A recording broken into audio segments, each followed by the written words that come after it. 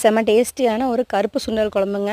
இதை மசாலா அரைக்கிற ப்ராசஸ் கொஞ்சம் லென்த்தியாக போகிறதுனால இந்த ஷார்ட்ஸுக்கிலேயே வந்து அது எப்படின்னு சொல்லி ப்ரீஃபாக கொடுத்துருக்கேன். கண்டிப்பாக போய் செக் பண்ணி பாருங்கள். இப்போ நான் எப்படி குழம்பு வைக்கிறதுன்னு மட்டும் காட்டுறேன். ஒரு குக்கர் எடுத்துக்கலாம். கொஞ்சமாக நல்லெண்ணெய் விட்டுட்டு கடுகு கடலைப்பருப்பு போட்டு தாளித்து விட்டுருங்க. கூட கொஞ்சம் வெந்தயம் போட்டுக்கலாம். பொரிஞ்சதும் 2 கைப்பிடி சின்ன வெங்காயம் அண்ட் ஒரே ஒரு பச்சை மிளகா, கொஞ்சமாக இஞ்சி பூண்டு பேஸ்ட் தட்டி வச்சு ஆட் பண்ணிக்கலாம். அதில் 2 கத்திரிக்காய் 2 உருளைக்கிழங்கு சேர்த்து நல்லா ஃப்ரை பண்ணி விட்டுருலாங்க. இப்போ நம்ம அரைச்சி வச்சுருக்க மசாலா ஆட் பண்ணிக்கலாம். ஆட் பண்ணிவிட்டு நான் சுண்டலை வந்து நைட்டே ஊற வச்சிட்டேன். அதை நல்லா வாஷ் பண்ணி எடுத்துகிட்டு, வேக வைக்காத பச்சை சுண்டல் தான், நல்லா வாஷ் பண்ணிவிட்டு ஆட் பண்ணிக்கோங்க. அண்டு குழம்புக்கு தேவையான தண்ணி வச்சுக்கோங்க. குழம்புக்கு தேவையான கல் உப்பு சேர்த்துக்கலாம். இப்போ ஒரு சின்ன லெமன் சைஸ் அளவு புளியை கரைச்சி ஊற்றிட்டுங்க. உப்பு காரம் செக் பண்ணிக்கோங்க. பண்ணிவிட்டு குக்கரை மூடிடுங்க. ஒரு 5 விசில் விட்டு எடுத்திங்கன்னா ஒரு யம்மியான கறி குழம்பு டேஸ்ட்டை விட மிஞ்சிற அளவுக்கு நம்மளுக்கு கருப்பு சுண்டல் குழம்பு ரெடி ஆயிரும். இட்லி, தோசை, பூரி, சப்பாத்தி எல்லாத்துக்கும் செம்ம காம்பினேஷனாக இருக்கும். செஞ்சு பாருங்கள்.